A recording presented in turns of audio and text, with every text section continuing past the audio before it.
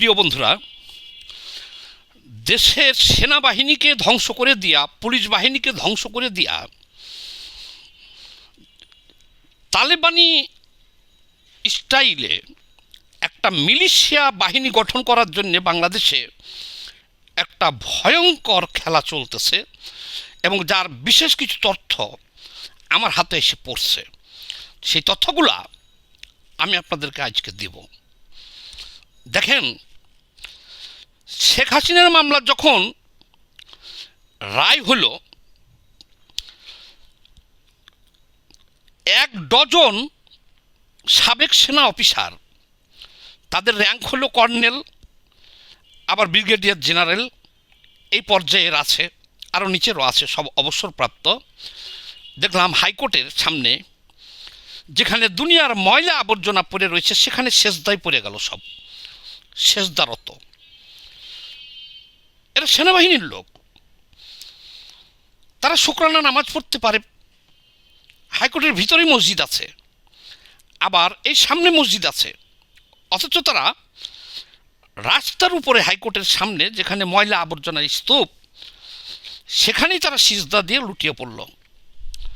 আচ্ছা যাক, এটা এই পর্যন্ত রাখলাম। তারা সেনাবাহিনীর এই পর্যায়ের লোকগুলা, তাদের মন মানসিকতা কেমন এটা বলার জন্য এটা বলা, আর কিভাবে সেনাবাহিনীকে ধ্বংস করে দেয়া একটা তালেবানি মিলিশিয়া বাহিনী গঠন করা হয়েছে, এই তথ্যগুলো আমি দিই আপনাদেরকে একটা একটা করে। আগে একটা ভিডিও আমরা একটু শুনে আসি। আমি কারো ভিডিও স্ট্রাইক দেয় এই কারণে আমি দেখাই না, তারপর আজকে একটু দেখেন, একটু দেখেন।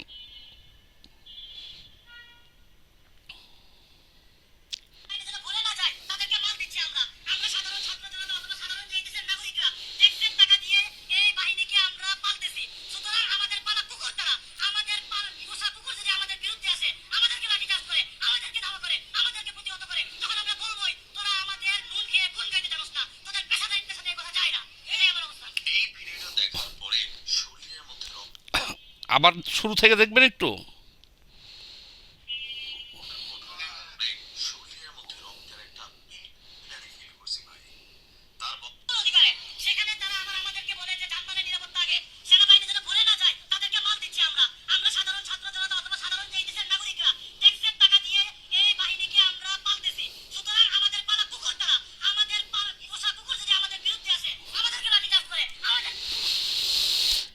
এই যে ভিডিওটুকু আপনাকে শোনালাম, এটা গতকালকে 32 নম্বর ভাঙতে গেছিল যারা, এদের বয়ান এটা। তারা ডাইরেক্ট সেনাবাহিনীকে বলতেছে কুকুর, সেনাবাহিনীকে বলতেছে যে সেনাবাহিনী আমাদের পালা কুকুর, আমরা তাদেরকে বেতন দিই, রেশন দিন, খাইতে দিই, আমরা 32 নম্বর ভাঙব, তারা পাহারা দিবে, তারা আমাদেরকে কেন বাধা দিবে? শুধু ওই ছেলেটা কিন্তু একলা বলে নাই, কালকে যারা 32 নম্বর ভাঙতে গেছিল তারা একটা বিশেষ দলের লোক, তারা হলো সব শিবিরের। জামাতের আবার অনেকগুলো পকেট আছে, পকেট থাকে বেনামে, গুপ্ত সংগঠন, এগুলো সব শিবিরের, কিন্তু যাতে জনগণের সমর্থন পায় কিছু, এই কারণে জামাত বা শিবির এই নাম দুটো তারা উড্ড রেখে কাজ করে। কিন্তু কালকে যারা ভাঙতে গেছিল তারা সব পরিচিত ফিগারই, ঢাকা বিশ্ববিদ্যালয়ের ডাকসুর একজন নেত্রীর নেতৃত্বে যারা ওখানে সব লাঠি ছোটা ক্রেন নিয়ে গেছিল, সব শিবিরের গতকালকে গেছিল। কিন্তু তারা শুধু এটাই করে নাই, তারা পুলিশকে অকথ্য ভাষায় গালাগালি, পুলিশের পোশাক ধরে টানাটানি, পুলিশের গায়ে হাত দেওয়া, সেনাবাহিনীর ওই যে অতটুকু ভিডিও দেখাইলাম। আচ্ছা, আর একটা ভিডিও একটু দেখাই, রাখেন, আজকে একটু দেখেই আলোচনাটা করি, তাহলে ভালো হবে। দেখেন,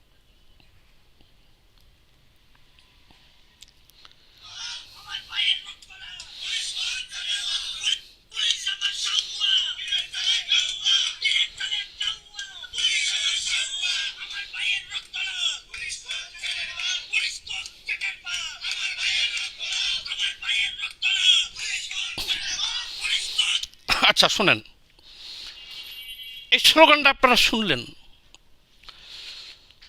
এই ৫৪ বছরের ইতিহাসে এই ৫ই আগস্টের পর ছাড়া কোনোদিন আপনারা কল্পনা করে দেখছেন যে এইভাবে পুলিশকে আমরা সম্বোধন করব? ৫ই আগস্টের পর ছাড়া। তারপরে শুরু হয়েছে সেনাবাহিনীর বিরুদ্ধে বিশাল এক ষড়যন্ত্র। এখন এই সেনাবাহিনী কোন ক্ষমতার তাদের মাথার উপর আছে, কার ভয়ে এরা এগুলো হজম করতেছে, এটা তো আমরা হজম করতে পারতেছি না। এই সেনাবাহিনীকে নিয়ে যেগুলো বলতেছে, যেমন ওই যে টাকলা মুরাদ একজন, সে বলছে ধারাবাহিকভাবে দেখে ক্যান্টনমেন্ট সব উড়াইয়ে দিব। এক। ২ নম্বরে তাদের নিয়োগকৃত কয়েকজন ইউটিউবার, জ্যাকব মিল্টন, ইলিয়াস, পিনাকি, সেনাপ্রধান সহ বড় বড় সেনাবাহিনীর অফিসারদেরকে নিয়ে প্রতিদিন লাগাতারভাবে বেফাঁস কথাবার্তা বলছে, যেটা সহ্য করার মতো না। তো ওই ইউটিউবাররা কেন লাগছে সেনাবাহিনীর পিছনে? তারা হলো পেইড এজেন্ট।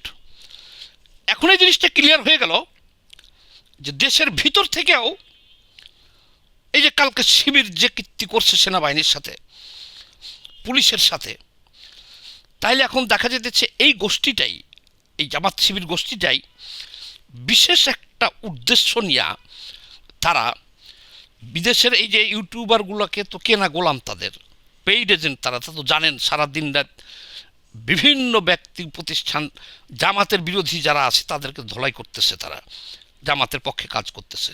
তাহলে আপনার বুঝতে হবে যে এই জামাতই এই পেইড এজেন্টদেরকে দিয়া সারাদিন রাত গালাগালি করাইতেছে।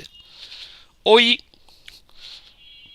ব্যারিস্টার ফুয়াদ এবি পার্টি করে, এখন সেও জামাতের লোকই, জামাত থেকে বাইরে ফেরার নাম দিছে এবি পার্টি একটা, তারাও জামাতের লোকই। তো বিশেষ একটা গোষ্ঠী। তাহলে এখন আমি সেনাবাহিনীর ভিতরের কথাগুলা আমি একটু জানতে চাই, যে আচ্ছা সেনাপ্রধানকে কোন এমন শক্তি ভয় দেখিয়েছে যে তারা এই ধরনের অপমান, তো চাকরি ছেড়ে চলে যায় না কেন তারা?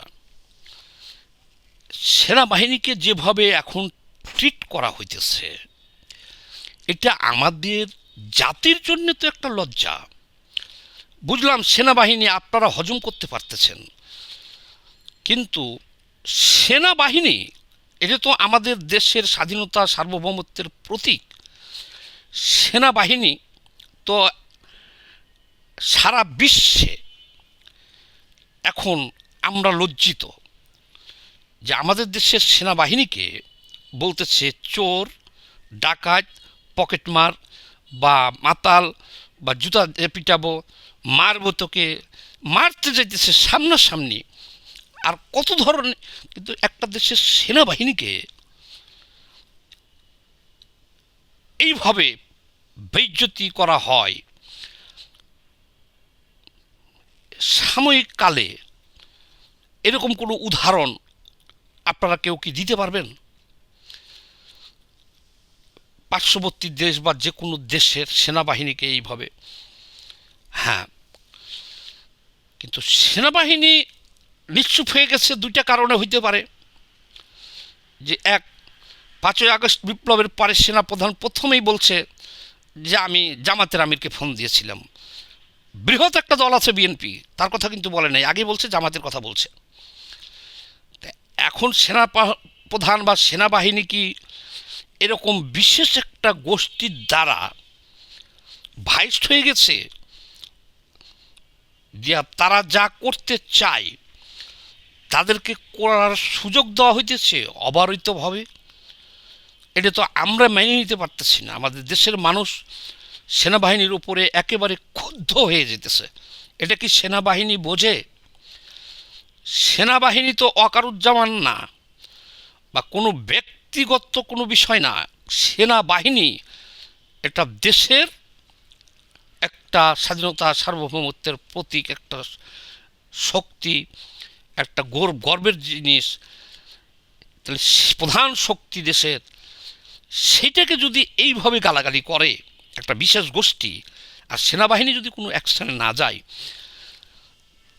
তাহলে আমরা কি কি ধরতে পারি? দেখেন, একজন উপদেষ্টা অলরেডি 12,000 ঘোষণা দিয়ে দিছে শিক্ষার্থীকে অস্ত্র প্রশিক্ষণ দিতেছে। এটা তো আর এমনি এমনি করতেছে না। যদি এমনি এমনি করে তাহলে তো এটা হবে গরিবের ঘোড়া রোগ। যেখানে বাংলাদেশের মানুষ, আর যাদেরকে অস্ত্র ট্রেনিং দিবে, আর তাদেরকে একটা করে চাকরি দিলেও তো তারা করে খাইতে পারে। বাংলাদেশে বেকারের হার কি পরিমাণ, এটা তো আপনি আমি চিন্তাও করতে পারবো না যে বেকার সমস্যা।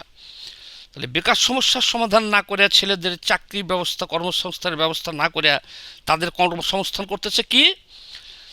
তাদেরকে অস্ত্র ট্রেনিং দিবে। পরে সাংবাদিকদের জিজ্ঞাসাতে তারা বলছে, ওই ছেলেটা বলছে কি, উপদেষ্টা সচিব বলছে যে কম্ফু কারাত শিখাবো এবং তারা যাতে নিজেকে রক্ষা করতে পারে অস্ত্র ট্রেনিংও শেখানো হবে। তাহলে অস্ত্র শেখানো হবে, দেখি সবাইকে অস্ত্র দিয়ে দেওয়া হবে। যে সমস্ত ছেলে পেলে স্টুডেন্ট, তাদেরকে তো বাইছে বাইছে আপনি লিস্ট করছেন, ইয়াং, বেকার, কেবল স্টুডেন্ট, তারা যুবক, তাদের নিরাপত্তার দরকার কি?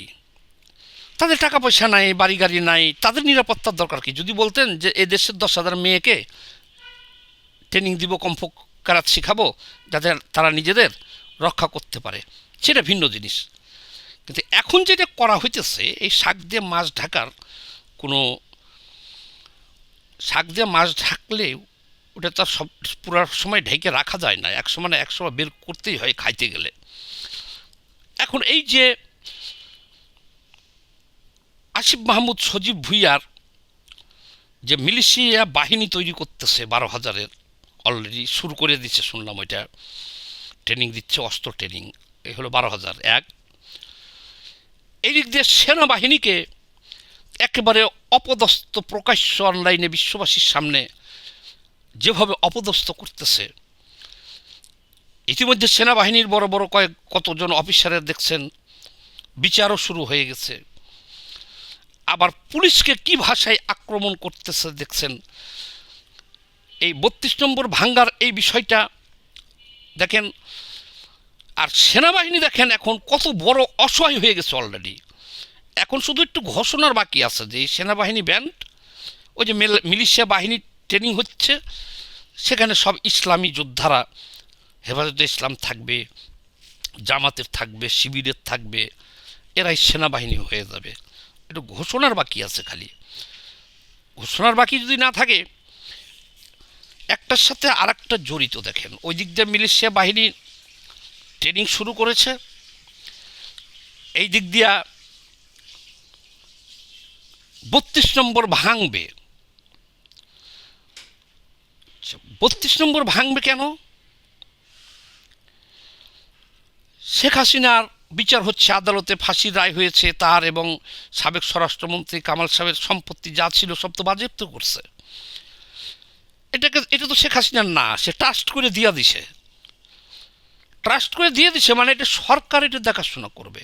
যে সরকার যখন আসবে তার দায়িত্ব এটা দেখাশোনা করা। সরকারি সম্পত্তি বলতে পারেন, এটা ট্রাস্ট করে দিয়ে দিচ্ছে, জনগণের সম্পত্তি এটা। তাহলে এটা ভাঙতে হবে কেন? এটা যদি সরকার মনে করে নিয়ে নিবে কেন? সরকারেরই তো এটা। ঠিক আছে, সরকার যদি নিতে চায়, বাজেয়াপ্ত করতে চায়, বা ওখানে একটা পুকুর করতে চায়, বা খনি করতে চায়, আইনগতভাবে জনগণের দরকার নেই, তাহলে আমরা মেনে নেব। কিন্তু সম্পূর্ণ বেআইনিভাবে একজন ইউটিউবার, বাংলাদেশের একজন নাগরিক হিসেবে আমার ইচ্ছা করতেছে এখন আত্মহত্যা করতে, অথবা অন্তরালে চলে যেতে।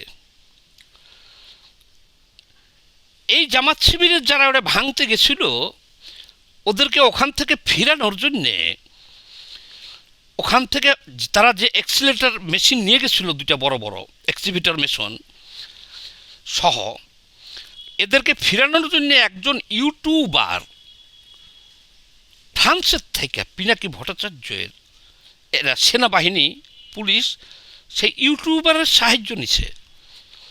সে ওখান থেকে অনলাইনে বক্তব্য রাখছে যে তোমরা আজকে ভাঙো না, ফিরে যাও। এর চাইতে লজ্জাজনক পরিস্থিতি আর কি থাকতে পারে পৃথিবীতে বলেন? অথচ সেনাবাহিনী পুলিশের দেশের প্রচলিত আইন অনুযায়ী এই যে এক্সিবিটর মেশিনগুলো নিয়ে গেছিলো তারা এটা ভাঙার জন্যে, এগুলোকে ক্রুক করার দরকার ছিল। যারা সেখানে 144 ধারা ভঙ্গ করছে তাদের গ্রেপ্তার করে তাদেরকে আইনের আওতায় আনার দরকার ছিল। তা না করে সেনাবাহিনীর 14 গোষ্ঠী উদ্ধার করতেছে অকথ্য ভাষায়। সেখানে তো সেনাবাহিনী পুলিশ সব ফেল। ফ্রান্সের থেকে পিনাকি ভট্টাচার্য বক্তব্য রাখছে যে তোমরা এখন ফিরে যাও, তারপরে তারা ফিরে গেছে। ওইদিকে শেখ হাসিনার রায়ের দিন সারা দেশবাসী চেয়ার রয়েছে হাইকোর্টের দিকে, ডক্টর ইউনূসের দিকে কাম ছেড়ে দিছে। আমরা এত বিরোধিতা করার পরেও ওই যে চট্টগ্রাম বন্দরের একটা অংশ দীর্ঘমেয়াদী চুক্তি করে দিয়ে দিছে ডেনমার্কের কোম্পানিতে, আর নারায়ণগঞ্জের এই যে এই টার্মিনাল আর বন্দর আর সেটা দিয়ে দিছে। টাইমটা করছে কখন দেখছেন? কালকে সকাল 10টায় শেখ হাসিনার রায় ঘোষণা হবে, আর কালকেই সকাল 10টায় হোটেল সেরাটনে তারা ওই চুক্তি টাইম করছে, চুক্তি করে দিয়ে দিছে। তাহলে কিন্তু দেখেন দেশটা একটা গভীর ষড়যন্ত্রের মধ্যে পড়ে গেছে। শত বাধা সত্ত্বেও ডক্টর ইউনূস ঠিকই কিন্তু আমেরিকা এবং ডেনমার্কের কোম্পানিকে চট্টগ্রাম বন্দরের একটা অংশ, আবার এই যে নারায়ণগঞ্জ বন্দর দিয়ে দিছে। বাকি তারা যেগুলো চাইতেছে সেগুলোও দিয়ে দিবে, করিডোর সহ দিয়ে দিবে, কারো কথা শুনবে না। এই একটা সাইড। আর একটা সাইড দেখেন মিলিশিয়া বাহিনী ট্রেনিং নিতেছে, আর এই দিক দিয়ে দেখেন রাস্তার টোকাই পোলাপানগুলোকে দিয়া সেনাবাহিনী পুলিশে প্রকাশ্য বেইজ্জতি করা হইতেছে। শুধু বেইজ্জতি না, এরা তো কোনো আইন মানতেছে না। এখন এই সেনাবাহিনী তো অলরেডি ইনঅ্যাক্টিভ হয়ে গেছে। এখন খালি সেনাবাহিনীর দোষ দিব না, এই ইনঅ্যাক্টিভটা একটা গবেষণার বিষয় যে সেনাবাহিনী কি ইচ্ছা করেই তারা জামাত হয়ে গেছে সব? তারাও কি চায় যে মিলিশিয়া বাহিনী গঠন হয়ে যাক তালেবানের মতন অন্তর থেকে? নাকি যারা চায় তাদের সংখ্যা সেনাবাহিনীতে বেশি হয়ে গেছে, এই কারণে সেনাপ্রধান এটা কন্ট্রোল করতে পারতেছে না? সব কন্ট্রোল বাদ দেন, সেনাবাহিনীকে যে চোর ডাকাত মা বাবা তুলে 24 ঘন্টা গালাগালি করতেছে সেনাবাহিনীকে, তাহলে এইটুকু যদি রক্ষা করতে না পারেন আপনারা, এটা তো দেশেরও সম্মান। এটা যদি না বুঝেন, আপনারা যদি আপনাদের নিজেকে রক্ষা করতে পারতেছেন না, অসহায়, তাহলে দেশের ভবিষ্যৎ কোন দিকে যাইতেছে সবাই একটু ভাইবে দেখেন। আর এই ভিডিওটা একটু বেশি বেশি করে শেয়ার দিয়ে দিন। সবাই ভালো থাকেন, ধন্যবাদ।